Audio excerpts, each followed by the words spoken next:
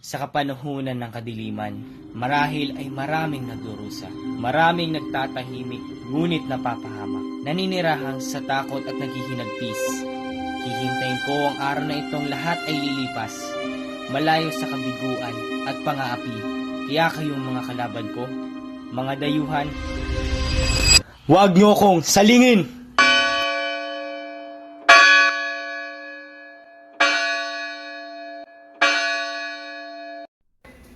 Maligayang pagbabalik, Crisostomo.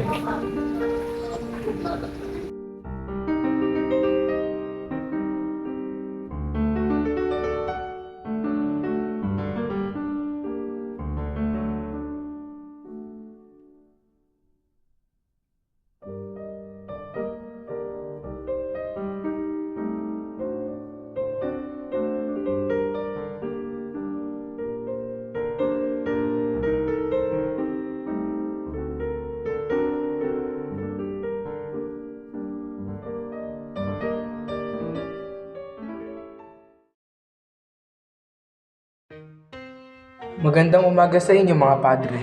Gayon din sa inyo mga gino't binibini. Kinararangan ko ipakilala sa inyo si Don Crisostomo Ibarra, anak ng kaibigan kong si Don Rafael Ibarra. Ikinagagala ko kayong makitang lahat. Aba, narito pala si Padre Damaso, ang matalik na kaibigan ng aking ama. Pagpatawad niyo kung ako'y nagkamali. Hindi ka nagkakamali, Ginoo. Ako nga si Padre Damaso. Ngunit, di ko naging kaibigan ng iyong ama. Ikaw pala ang anak ni Don Rafael Ibarra. Hindi kayo pagpabalik. Oo nga po, Dino. Maraming salamat. Nakasama at nakilala ko ang iyong ama. Sabi kong tunay siya ng maraming na tao. Sana ay mas maging mapalat na bakit sa kanya. Dino, maraming salamat sa pagpuri sa akin. Tila ba'y nabunutan ako ng tinig sa iyong sinabi. Magandang hapon po mga gino't binipini. Nais ko lang po malaman ninyo na nakahanda na po ang inyong kapatid. Ako po ang ito ay nakadaan para sa inyong pagkakamas. Higit kayong nakakatanda, mataas sa pagkukulan at kapangyarihan. Hindi naman ako yung katanda. Ang alam ko ay upuan nito ay para sa iyo. Sinusunod lamang ako sa tingin. Hindi ko to inuutos! Hindi ko to inuutos. Santiago, halina't samahan niyo kami kumain. Dito ka lang po sa aking upuan. Huwag ka nang tumindig. Sana-sana mo ito sa Diyan kung binata bilang pasasalamat sa Birhen para sa inyong pagdating.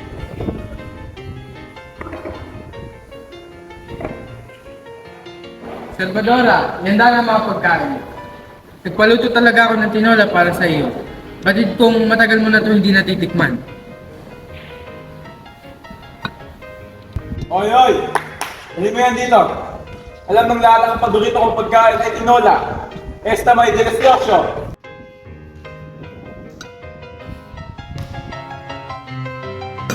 Tigil nga yung musika. Sakit sa tenga. Don Ibarra, meron lamang akong katanungan sa iyo kung lumama sa Manila. Ilang taon kayong nawala sa Pilipinas? Siguro mga 7 taon. Kung ngayon, hindi niyo ba nalimutan ang Pilipinas? Matagal-tagal din ang 7 taon. Hindi mangyayari yan. Kung ako'y kinalimutan man ang aking bayan, hindi ko kakalimutan ang aking sarili bayan. Anong ibig niyong sabihin? Mahigit 1 taon na rin ako hindi nakakabalik na rito sa Pilipinas. Hindi ko nga alam kung paano at kailan namatay ang aking ama. Teka. Nasaan ba kayo at di man na magpadala ng telegrama? Noong kami ikinasal, nagpadala ka ng telegrama sa Espanya. Imposible hindi mo matatanggap yun. Malamang inasalmin niya ako ng mga points na yun. At nasa Polonyang sakop ng Russia nitong 2 taon. Kung gayon, paano kayo nakikipag-usap? Wala po akong masyadong nakilala doon. Sapagkat doon ay hindi ako masyadong nagsasalita ng Kastila. Maliban na lamang kung ay nasa harap ng ilang konsulado. Ilay malawak na kayo napupunta ng ibang bansa. Don Ibarra, ngunit ilan sa mga bansang iyong napuntahan ang labis mong naiiwan. At anong pinakamahalagang bagay na nakita mo sa bansang ito? Bago ko punta ng isang lugar, ay inaalam ko muna ang kasaysayan. Pinag-aaralan ko din ang mga dahilan kung paano ito. Mga Ginoo at Binibini, hayaan niyo na ako magpaalam. Natapos na naman ang pinakamagandang pagsasalunan. Mga Ginoo at Binibini, sa ngalan ng Espanya at Pilipinas, arriba! Arriba! Sandali lamang, huwag muna kayo umalis. Mga ilang oras na lamang siguro ay nandito na si Maria Clara. Sinundo na siya ni Isabel at ang bagong kura ng iyong bayan ay darating din. Pupunta po ako dito bukas. Sadyang may kailangan lamang akong dalawin ngayon. Alis na po ako. Mag-ingat ka, Ginoo.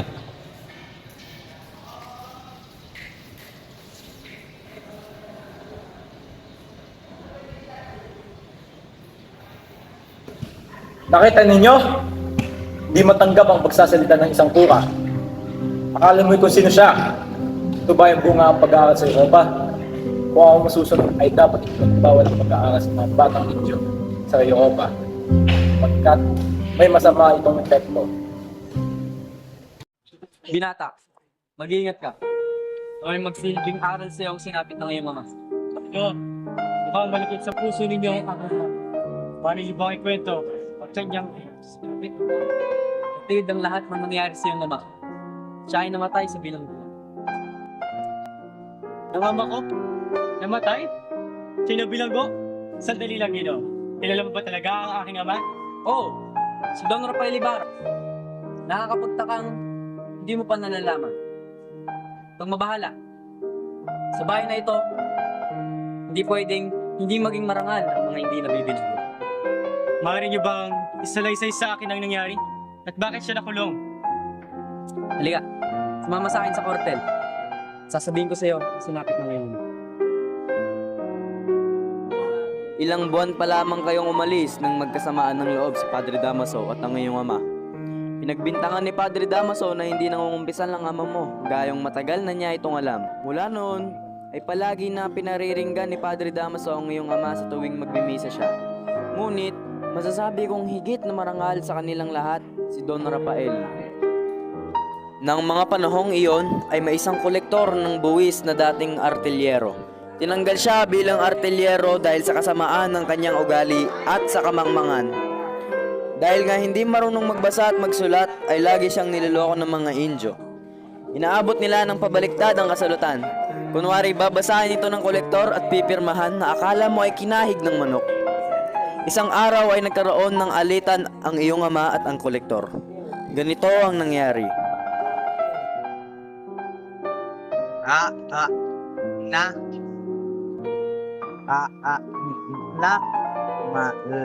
Isa, dalawa, tatlo.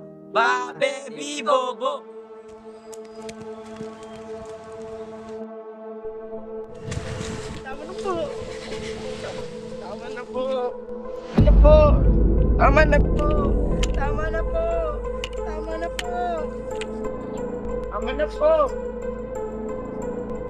Ang ginagawa mo sa kanya, bitaw mo siya! Namatay ang kolektor at nakulong ang iyong ama.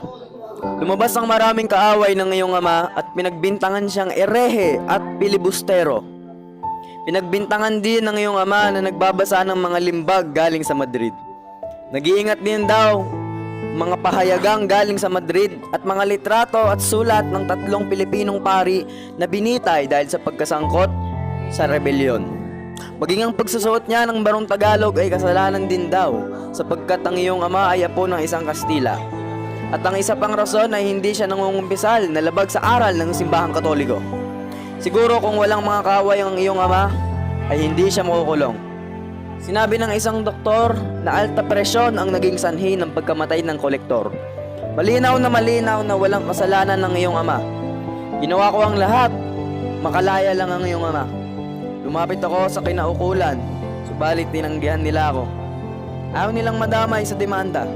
Dumating ang panahon ng katarungan, ngunit huli na ang lahat. Kasakit si Don Rafael sa loob ng kulungan at doon siya binawian ng buhay. Malalaman mo ang iba pang pangyayari kay Kapitan Tiago.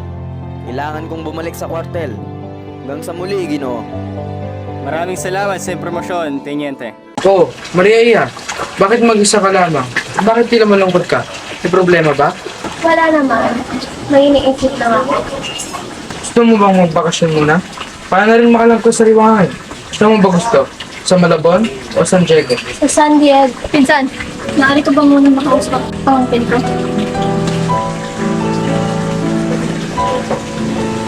Nandito na ang kaninang panghihintay, Maria.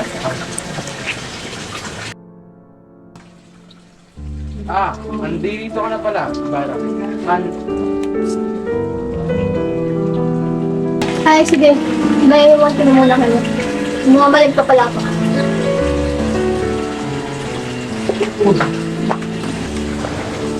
Ako rin. May asikasumin lamang ako. Maiwan ko muna ulit. Mabuti naman na isipan mo dumaan. Akala ko nakalimutan mo na ako. Hindi kita makalimutan mo rin. Ultimo sa akin panaginip ay ikaw aking naalala. Ito ba yung sinasabi? Kahit kailan ay hindi ako nagsisiray sa'yo pa rin. Napakapalero mo naman. Sandali. Naalala mo pa ba rin mo? Yan ba ang aking sulat nung umalis ako? Bakit? May iba ka pa bang sinulat? Aking ginoo? Ano ba ang mga sinabi ko dyan? Marami. Maraming kasinungalingan. Sinabi mo dito na aalis ka at kailangan mo pumunta sa ibang bansa para mag-aral dahil sa paggustuhan ng iyong tatay at... Oo nga pala. Bakit? May problema ba?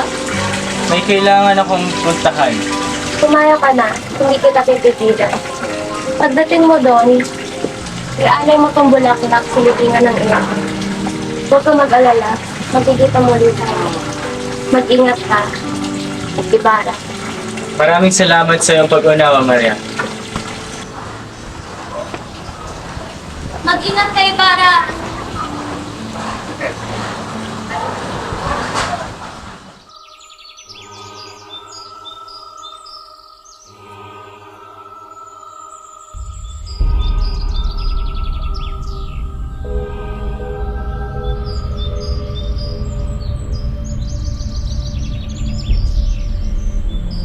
Pwede bang sa ibang lugar na lang ito kaya? Bagong-bago pa kasi ito eh. Nakabago din din sa iba. Pero sariwang-sariwa pa itong hukayin natin eh. Nakakasukay. Napakasyalan mo naman. Di ba kayo utusan maghukay? Nang bangkay na 20 araw pa lang na ililibing. At sa mga oras na yun ay umuulan pa. Basang-basa ako kasama ang bangkay. At ang malala pa doon, namatayan ang dala-dala kong ilaw. Nakakatakot naman na yung sinabi. Hindi lang iyon. Natagal ang pagkakapako ng kabahong at lumantad ang katawan nito. At napakabaho ng amoy nito. Ba't mo kasi hinukay ang bangkay? Pakatanong naman nito, wagas. Tapos, ano ginawa mo doon? Nilibing ko ito sa mga libingan ng mga Egypt. Tulad sa akin ang mga malaki.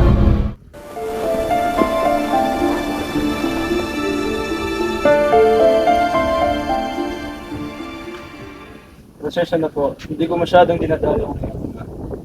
Sapagkat ako ay nagkasakit, bukod din ang aming ginagawa. Sabi ni Kapitan Tiago, may magpapagawa siyang pinso. Nandun. Nasaan na? Asa na iyon? Ang alam ko, andito ilang iyon. Mabuti. Magtanong na tayo sa sekretero. Magandang araw, Ginoo. Kung napansin mo ba kayong libing? Ang palatandaan nito ay malaking krus. Isang cross po ba yung lahat na may ungit? Oo, yun nga. Maaari niyo ba dalhin niyo kami doon? Yung bang cross na yun? Sinunog ko na yun eh. Sinunog? Ba't mo sinunog? Yung utos sa akin ng kurang malaki. Kung gayoy, nasa napuntod ang aking ama. Siguro naman ay naalala mo kung saan siya nakalibing. Sinunog ko na po yun at sinukay ko na po. At ginawa mo naman ito! Hindi ko po magagawa yun. At sinundan ko lang po ang utos ng kurang malaki. Isa ka sa palad!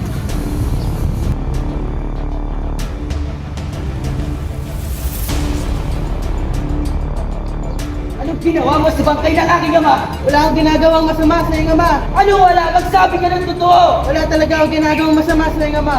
Baka ang turing na pinalitan ko na si Padre Damaso ang tinutukoy mo may ginawa sa masamang sa iyong ama.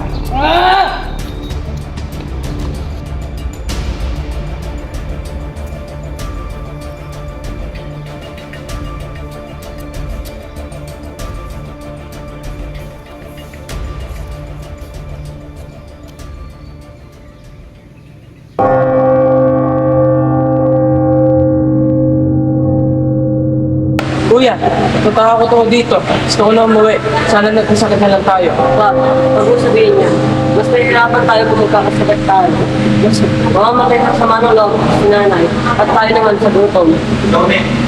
Magkano ba ang sweldo mo ngayong buwan? 2 piso. Laki ang naibawas dahil sa ilang beses na multa. Bayaran mo ang salapi. Sinasabi nilang ninakaw. Nasisiraan ka na ba? Ang sabi ng sakristan mayor ay 2 onso ang kinuha mo. 32 piso yun. Hindi ko kaya bayaran yun. Pinukulang pa ang sweldo ko doon, Spain. Sabi ng sakristan mayor, papatay niya daw ako sa palo.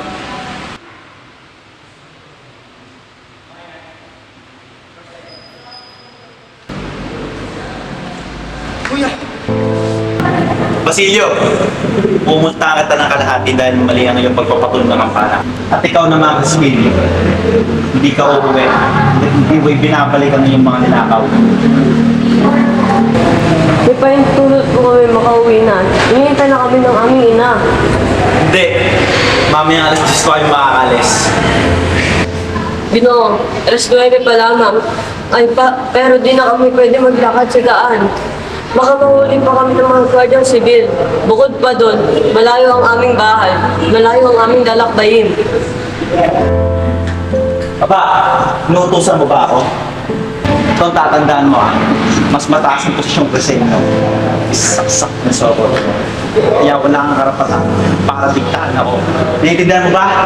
Opo. Mabuti naman ang ganun, Basilio. May iiwan ka dito, mamaya ka pa makakauwi.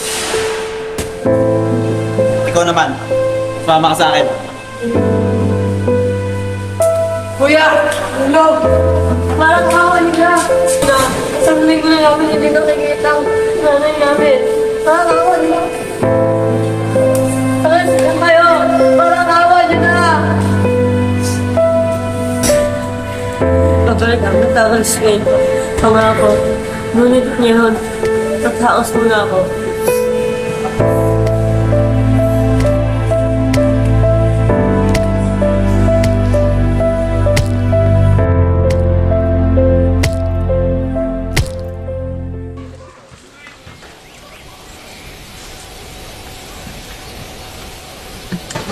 Sigurado magugustuhan ng mga anak ko ang inihanda ko sa kanila. Nasaan na kaya sila?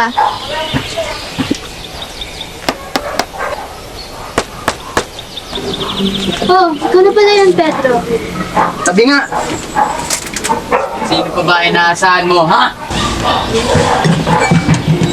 Pedro, para sana sa mga anak natin yung ihahanda. Ito naman ako.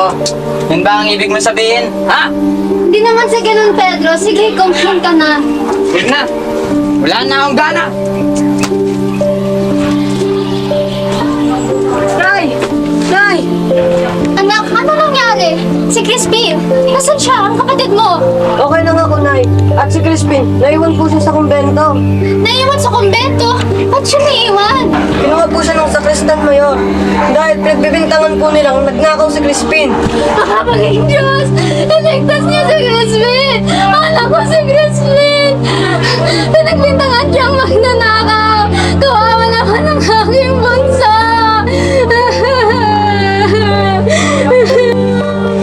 Huwag na kayo mag-alala, Inay. Hindi naman nila sinasaktan si Crispin. Tumahan na po kayo. Kumain ka muna, anak. Sige na, anak. Kumain ka na muna. Nay, hindi na po ako kakain. Inaantok na po ako. Matutulog na lang po ako. Mamaya na lang po ako kakain pagising ko. Ganun ba? Sige, liligpitin ko na po.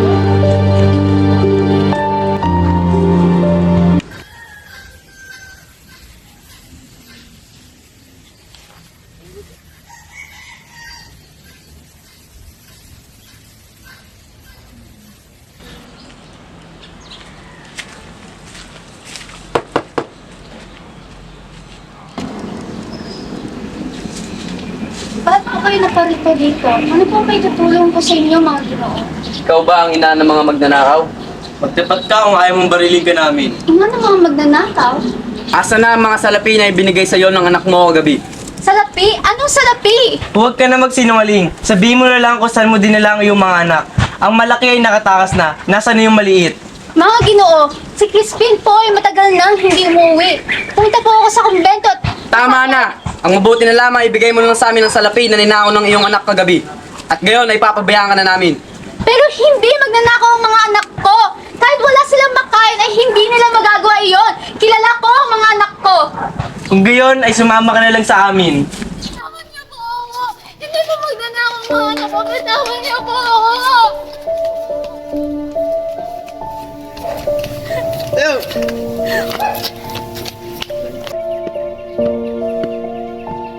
Ba't siya pinakulong? Ano mga kasalanan na ginawa niya? Nakaw ang mga anak niya ng salapi. Gumagawa lang yun ng mga trail eh. Pakilisin niyo siya! Pulis ka na! Pwede ka na makalaya.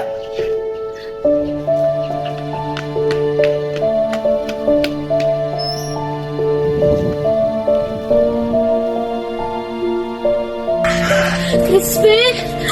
Basilio! Ang anak ko! Crispin! Basilio! Crispin! Basilio! Huwag na kayong matakot! Nandito na si nanay! Crispin! Basilio! Nasaan na kayo mga anak ko?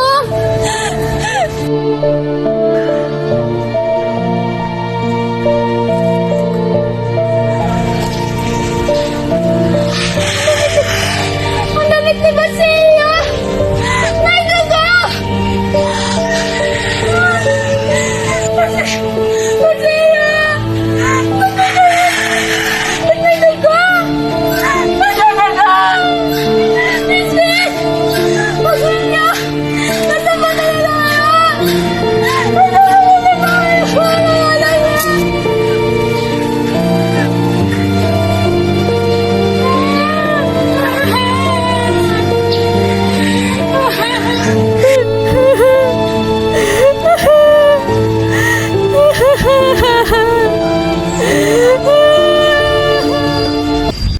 Papahanda ko na ang lahat ng kailangan bago magpo ang liwayway. Ayokong makasama ang kura. Bakit? Nakiwari ko'y pinapantayan niya ang bawat kilos ko. Natatakot ako sa kanyang mga mata. Nakakakilabot. Hindi ko na nga pinapansin at inuunawa ang mga pinagsasabi nga. Ngunit, itinatanong niya pa rin kung mapaginipan ko bang sulat at ng aking ina. Ngunit, hindi maaaring hindi siya akong bidahin. May kaugalian tayo rito. At isa pa, inariyan na siya. Magandang gabi, Padre. Napakasarap lumanghap ng sariwang hangin. Isang kasiyahan sa bukid ang inanda naming mga kaibigan. Maaari po ba kayong dumalo? Saan magaganap ang gas niya? Sa Batis, sa Gubat Idaraos. Malapit sa puno ng balite. Para patunayan na ako'y walang sama ng loob sa iyo kahit sa nangyari, malugod kong tinatanggap ang iyong pangangailangan. Maria, alis na ako. Magkita na lang tayo bukas. Padre Shelby, mauna na po ako.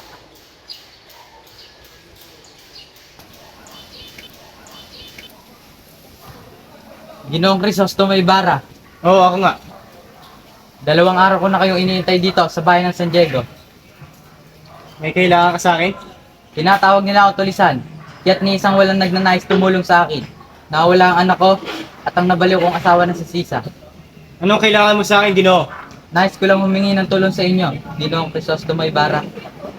Sumabay ka sa aking paglalakad. At saka mo sabihin ang iyong pakay.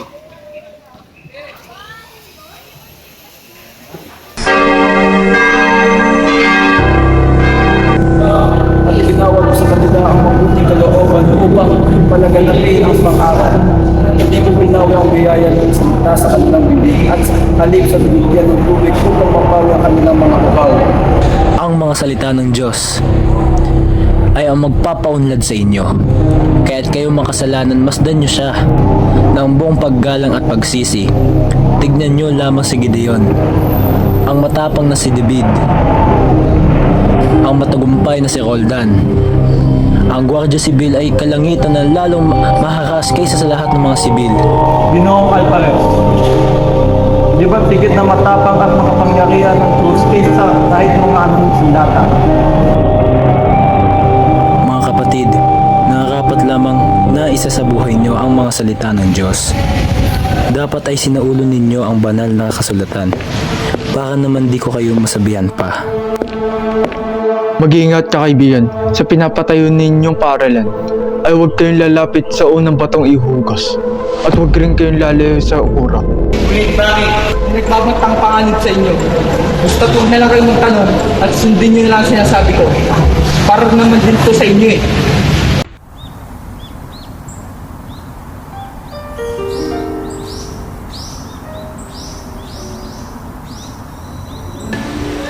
Mga padre, Ginoo at Binibini, pagpatawad ninyo kung kailangan ko nang umalis. Nagpadala ng telegrama ang Kapitan General.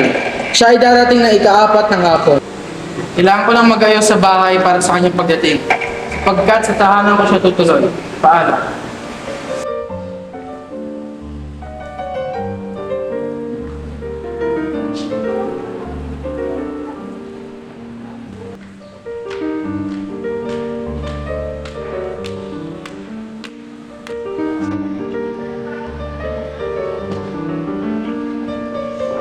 Magandang hapon, Padre Damaso. Oh, ano nga pala pinag-usapan niyo habang wala ako? Binabanggit po ni Ginoong Crisostomo ang mga taong tumulong sa kanya sa pagpapatayo ng paaralan at ang arkitektong gumawa ng plano. Bali wala sa anong nagawa niya. Siguro nagpapatawala ang mga serbisyo. Mga mangmang! Tignan mo ako. Nakagawa ako ng simbahan natin. Pero kailangan ng isang eksperto upang makapagpatayo ng gusali gaya ng paaralan. Eksperto? Nagbibiro ka ba, Ginoo? Tignan mo ang paaralan natin. 4 na pader, 1 bubong. Siguraduhin mo, nagbibiro ka lang, Ginoo. Tignan mo ang mga Indio. Dapat pinaparusahan ang mga magulang nila. Kung yung sinabi mo, ito naman sinabi ko. Hindi mas magtao ang luma. Isa siyang maraming tao. Ang nais kailangan ay mabuti ang kanyang bayan. Ito sa pagtama na! Tignan mo ang sarili mo. Isa kang Indio.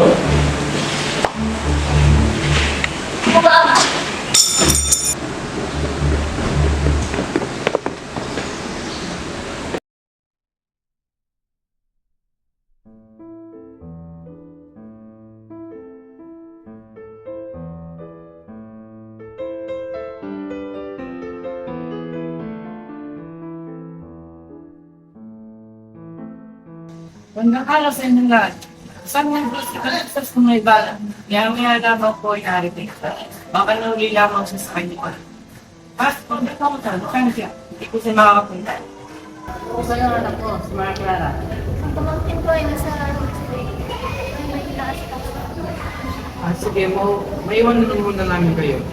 Mag-asigaso lamang ako ng mga bisita. Tawagin niyo lamang po ako kung kayo ay may kailangan. Maraming salamat, Pastor. Mawalang galang na po. Wala akong intensyon makasalo sa inyong usapan. Ngunit General, nakakalimutan mo na ba na si Ginoong Ibarra ay isang ekskomunikado? Hangad ko ang mabilis kapag galing ni Padre Damaso. Tingin ko ay nararating ng buhay sa Espanya. Pagpalain kayo na siyang buhay sa Espanya, pagpalain kayo ng Diyos.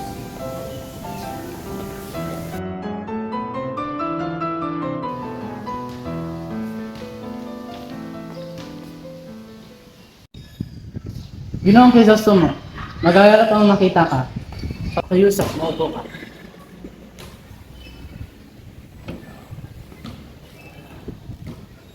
Wala, nais kong sabihin sa hari ng Espanya na kayo ay parangalan dahil ninanais ninyong makapagtayo ng paaralan.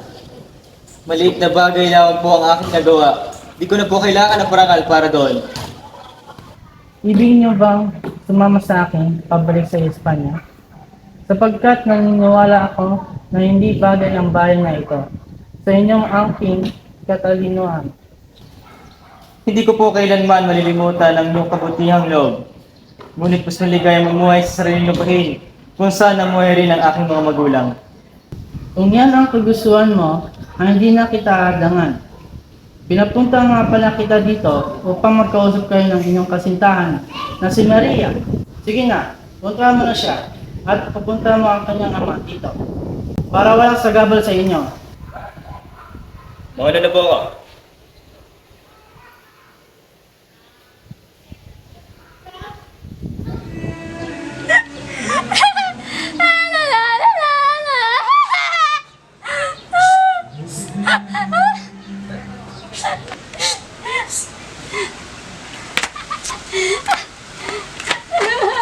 Huwag mo akong hawakan! Bitiwan mo ako! Ano ba?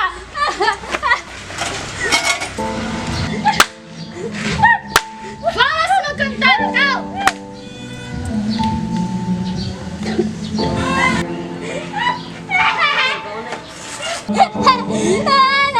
Hoy, ikaw! Tumigil ka sa pagkanta mo! Hoy! Ano ba?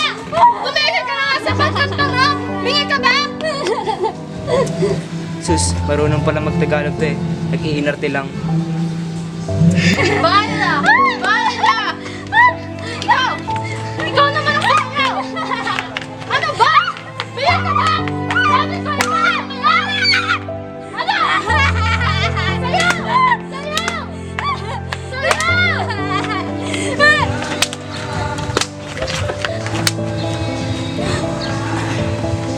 Di mo lang ba ako babatiin ng magandang gabi?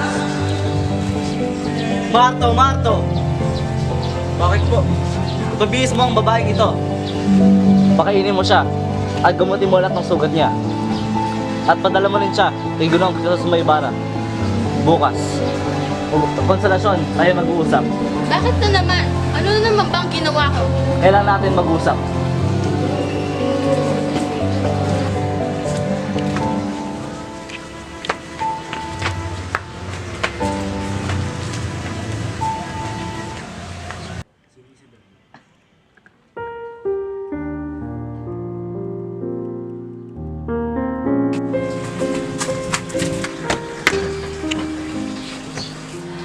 Buti na lang at pumunta kayo dito.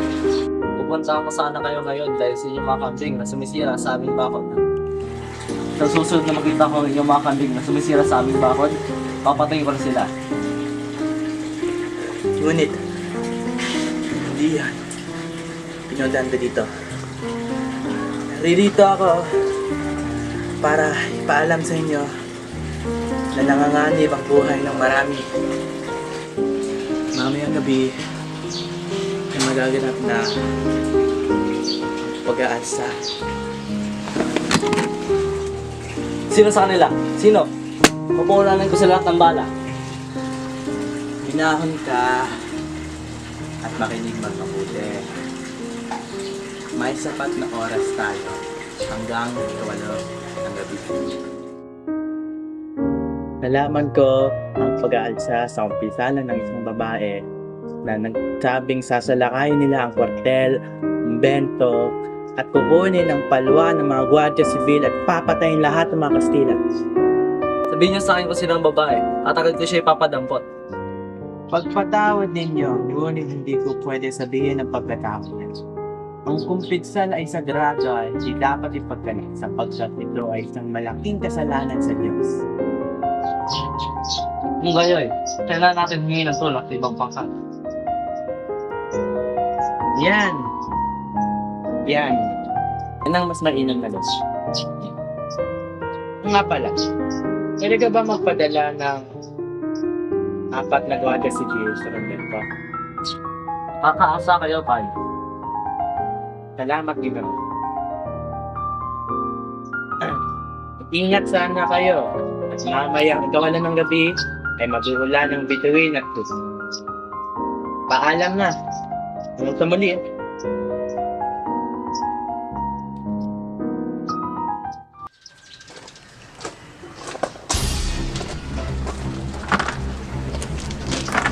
Yan, ikaw pala yan. Ano ang paglilingkod ko sa'yo? Alam mo ba kung meron akong natuklasan na kawain na hindi nagliliyab? Ang galing, di ba? Hindi dapat kawayan ng pinag-uusapan natin. Kailangan nyo na itago ang mga kasulatan at tumakas na rin kayo. Sunugin nyo ang mga kasulatan na magpapahamak sa inyo. Kailangan nyo natin kaliyan. Ako'y naguguluhan. Ano ba ang nangyayari? Nabilitaan ko kasing magkakaroon ng pag-aalsa mamaya at ang pangalan nyo ang isisigaw nila. Sila ay mga bayaran at ang sabi ay kayo daw ang nagbayad sa amin. Ngunit, saan naman ako pupunta? Si Maria Clara, siya naghihintay ngayong gabi. Kahit saan, basta malayo sa lugar na to. Sige, tulungan mo muna ako mag-ayos ng aking papeles.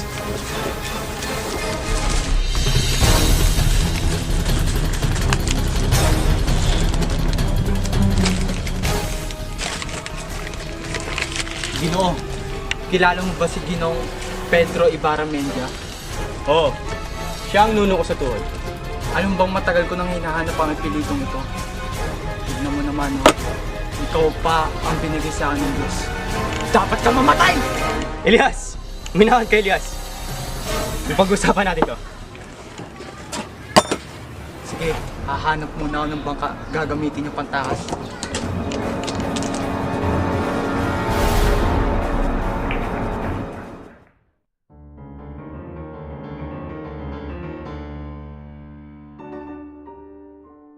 Kayo, pakihanda ng mga pagkain para lalatin natin. Sunod po, kapitan! Malaki nga talaga ang nagagawa ng isang may kamag-anak na nunungkulan sa pamahalaan, di ba? Dahil doon rin niya pagmasok sila sa loob ng palasyo ng kapitan. Ay, nung una ko pa lamang makita yung si Ibarra na walang natuta ko sa Pastor Bustero. Ano nga palang sabi ng kapitan general sa kalagay ng Nung kahit ng aking pinsan si Leonardo na siya'y pitan. Hindi. Huwag mo lang ipagaya na pinsan, alam kong alam mo ikaw ang tagapayo at Sarita, iha! Makasig nakita kita, ikaw talaga ang sadya namin dito. Kaya kami napalito upang mapag-usapan ng mga hindi na pag-usapan noon. Mawalang galang na po. Babalik na po ako sa Apo Sila. Tiago, kailan nga ba mga ganap itong kasalan na naman yung Clara at mga aking pinsan ni Silenares? Dapat na itong matulilan sa madaling panahon. Huwag sabihin mo magdaraos tayo ng isang piyesta. Maganda yun! Oh, Tiago, umuon na kami. Sige, maraming salamat sa pagbisita. Mga po pala ang nangyayari sa Filibustero. Kung si Crisostomo ay parang iyong tinutukan, sa paniniwala ko, dapat siya detayin. Dahil sa mga salarin, nung magsikan, taong 1872. Sa akin, dapat siya ipatapon. Masyado siyang nanalig sa kanyang mga hinaharap na kasulatan. Kung ang mga taga-usig ay hindi nagbigay ng ibang pakahulugan sa mga kasulatan at ebidensyang inihirap niya, ininiwala ako na maaring mapawalang sala si Ginoong Crisostomo. Paano nakarating ang sulat sa mga taga-usig? Malamang ay natakot ang mga babaeng binigyan at kusang sinuko ang sulat sa mga taga-usig. Marahil naman ay nalaman ng pamahalaan ang tungkol sa sulat at pinuntahan nila ang napagkamalang binigyan. Mabuti ang ginawa niyang pagbibigay ng sulat. Nakakatiyak kayo ng magandang kapalaran.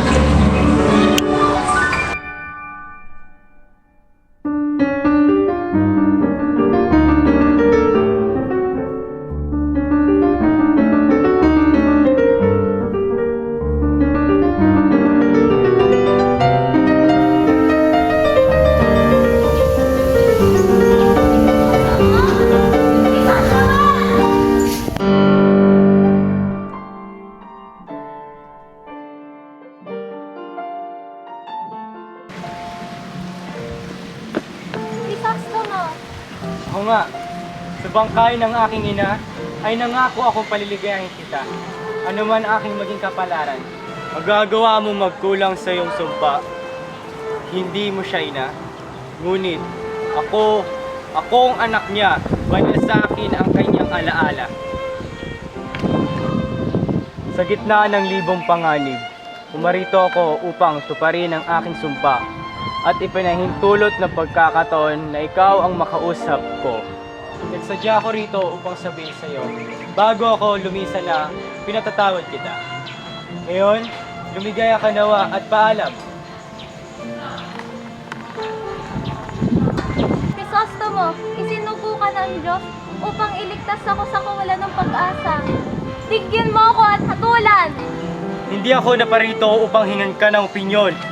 Umarito ako upang bigyan ka ng katiwasayan. Ayoko ng katiwasayan handog mo sa akin.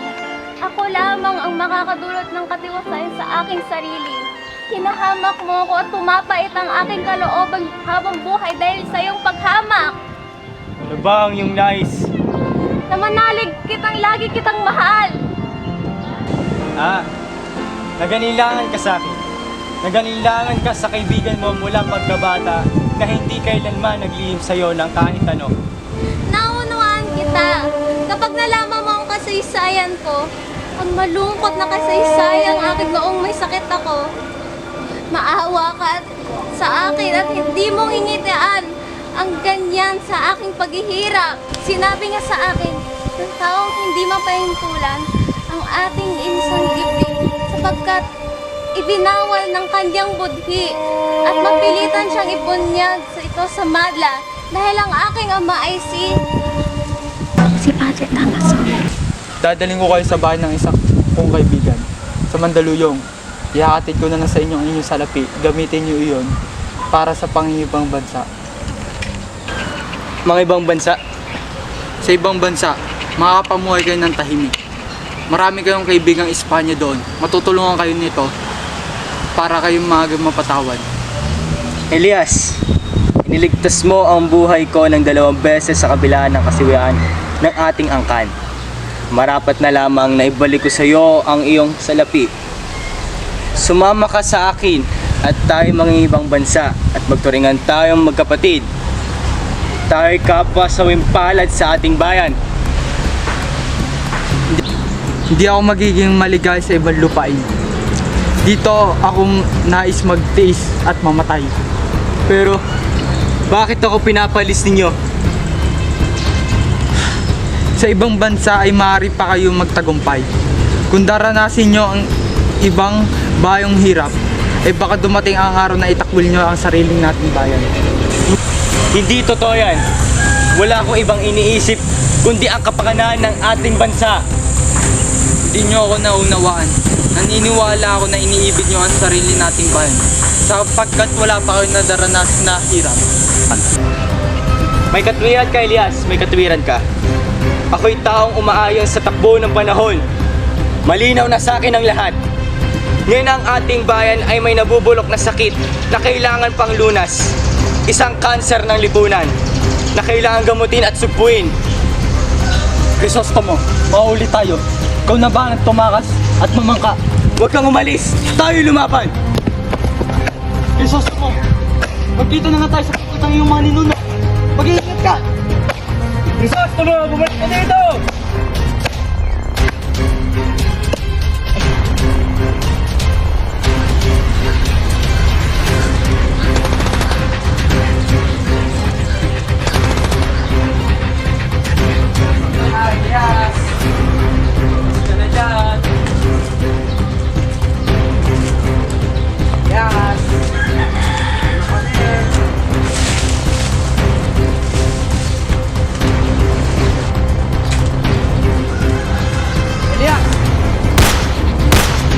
Huli niya!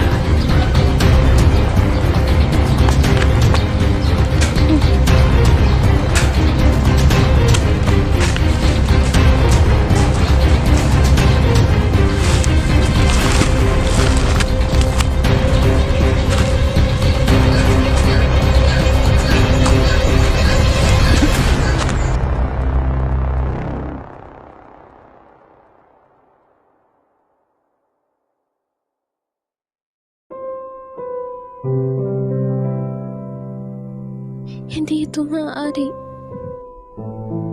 Hindi ako naniniwala na patay na si Crisostomo.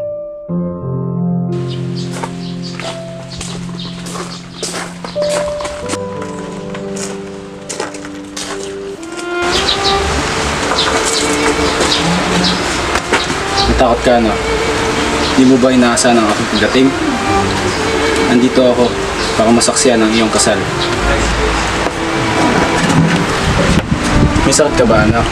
Bakit ka ba namimut ka? Wala ka bang tiwala sa iyong ina-ama? Magsabi ka sa akin kung ano nangyayari sa iyo. Mahal niyo po ba ako? Tulungan niyo ang aking ama para hindi matuloy ang aking kasal. Mabuhay pa si Crisostomo. Gusto ko lumabang, umasa at manalig. Ano ngayon? Patay na siya! Patay na siya! Wala na ako. Hindi ko alam kung mabuhay pa ako at magtitiis!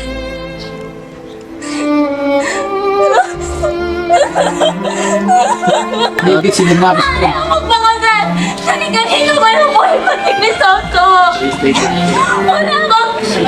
Walang ibang gusto ang aking ama kundi ang malalaki mong ugnayan. Ang malalaki kong ugnayan sa mga nasa pulit. Pero ngayon, patay na siya! Wala na sa akin asawan! Pinangasawa! Ang cemeteryo! Kontento ang aking pagkibilian! Patawad anak ko, hindi ko sinasadya ang panakutan mo ito. Ibig ko lamang mabigyan kang mabuting kinabukasan. Dahil ito ay mahal kita. Mahal mo ako! Mahal mo ako! Huwag mo ako hayaang maging malungkot na mabuhay! Patay na siya! Patay na siya! Ibig ko na rin mamatay o maging madre!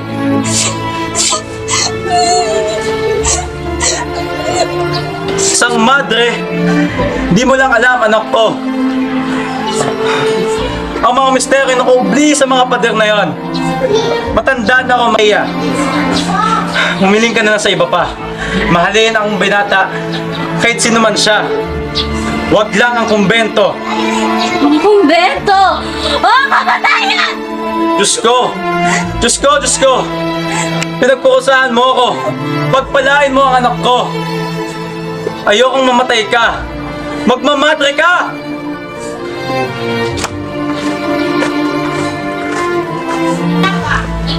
Diyos ko! Totoo ka! Dahil pinukusahan mo ako! Pero ako gantihan mo! Huwag yung mga inosente! Iligtas mo ang anak ko! Gantihan po sana kayo ng Diyos sa inyong kabutiang loob.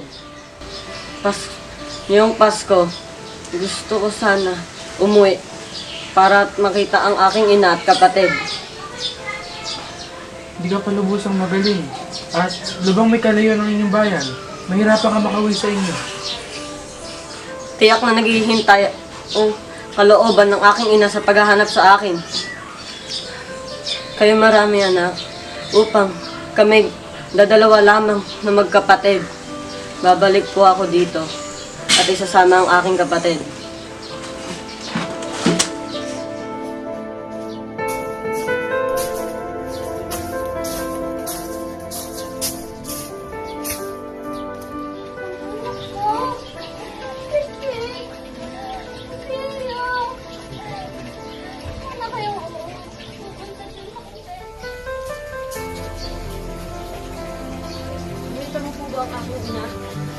Hindi ko alam eh. Ito ba yung babae na tinutukoy mo?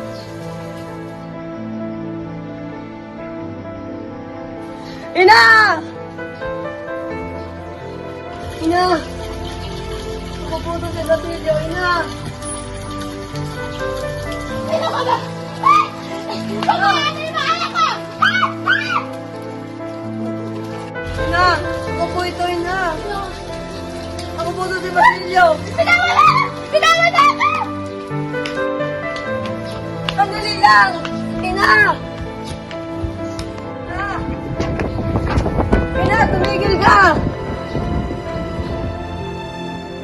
Ina! Pataya mo ba? Tumigil! Ako to si Basilio! Ako to si Basilio!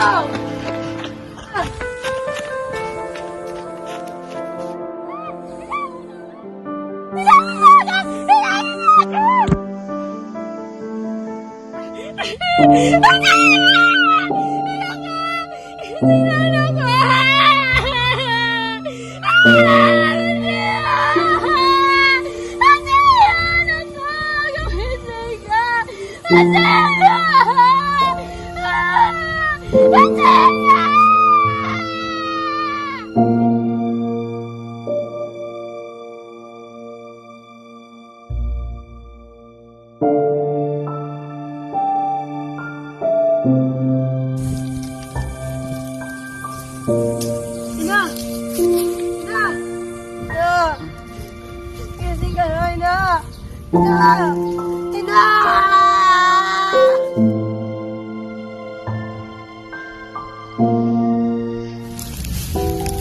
Sino ang babaeng niya? Siya ang aking minamahal na ina. Makinig ka. Ilang araw na ako hindi nakain o umiinom man lang. Sunugin mo ang aming bangkay ng iyong ina.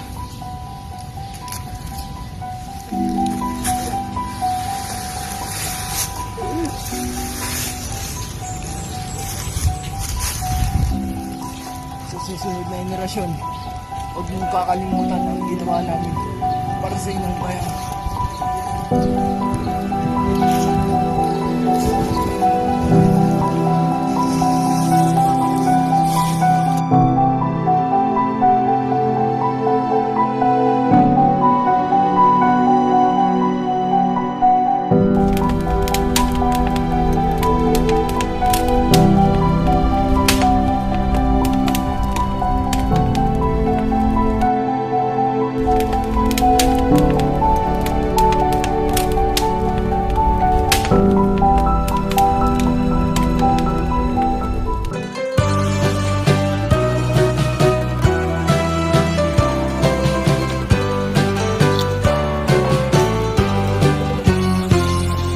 Walang kasing tamis ang mga sandali sa sariling bayan. Doon sa ang lahat ay pinagpapala ng halik ng araw. May buhay na dulot ang mahinghing simoy na galing sa parang pagsintay matimyas at napakatamis ng kamatayan man. Maapoy ang pinang labi ng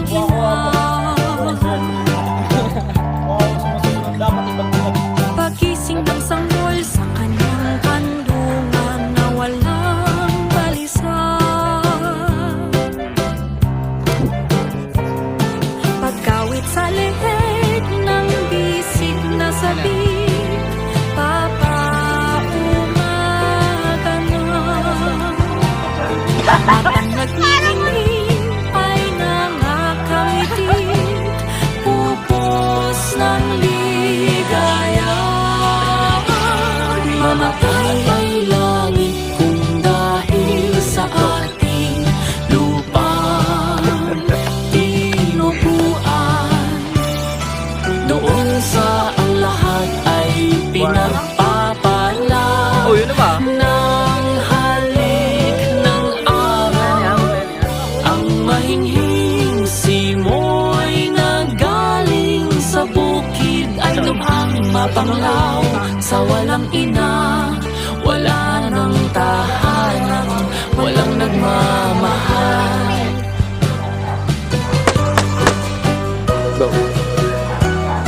Go na!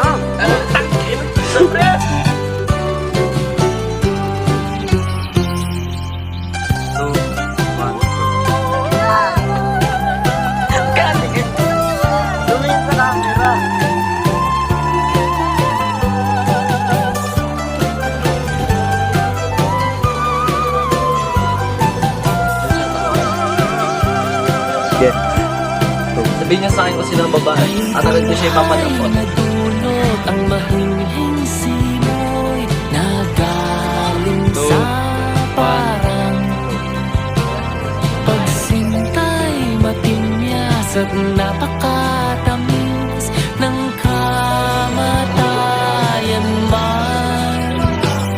Maapoy na halik ang idinarampi ng labi ng ina. Pagising ng sanggol sa kanyang kandungan na walang balisa. Layo ko nga, waiting for motion. Pagkawit sa leheg ng bisig na sabik, papaumaga na.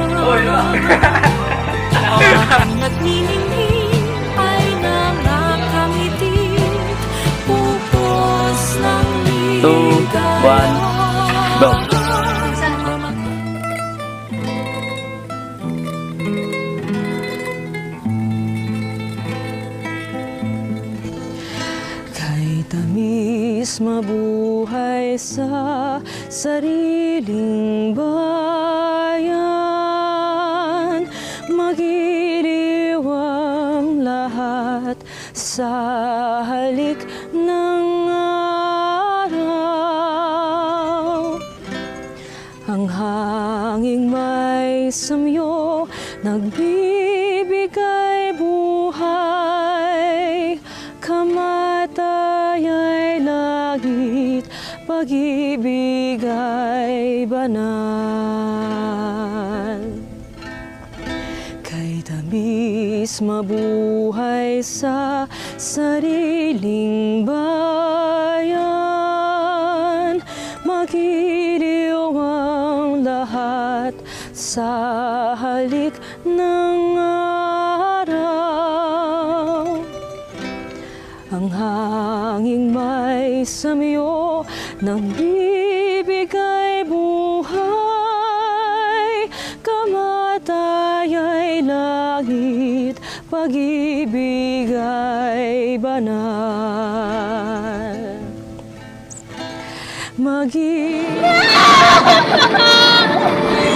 Akong iiwan si Dina na may kakambal na sundahan. O ang aking anak, sunduin mo na ang iyong bugtong na anak. Kasamang makasal mo at ang head.